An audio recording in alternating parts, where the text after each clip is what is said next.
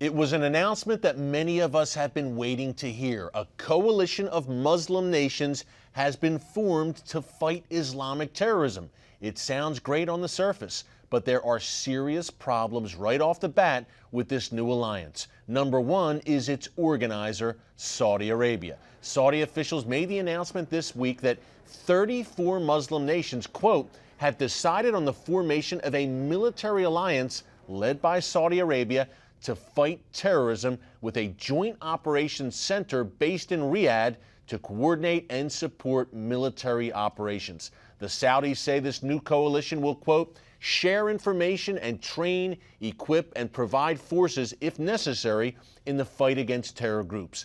Now, let's remember, as we've covered extensively here on CBN News, the Saudis have spent billions of petrodollars over the past several decades spreading radical Wahhabi Islam around the world. That includes building radical mosques and Islamic schools right here in the West. Wahhabism, the official state religion of Saudi Arabia, and Salafism are really the ideological engines that make Islamic terrorism go.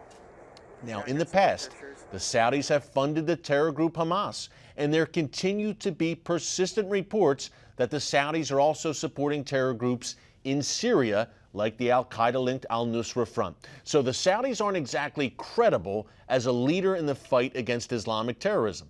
The bottom line here is that the Saudis are threatened by ISIS, which makes the exclusion of Iraq, Syria, and Iran from this 34-nation coalition very interesting. Yes, Iran and its proxy Hezbollah are battling ISIS right now in Iraq and Syria, but the Saudis despise and fear the growing Shiite superpower in Iran even more than they fear the Islamic State.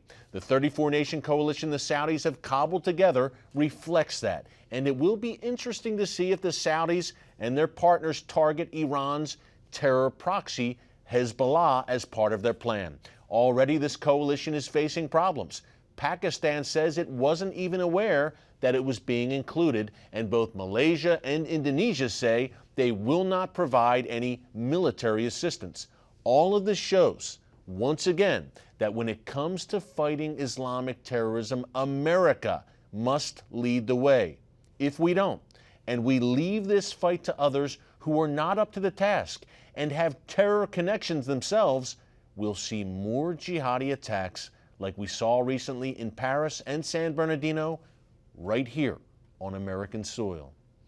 Eric Stakelbeck, CBN News, Washington.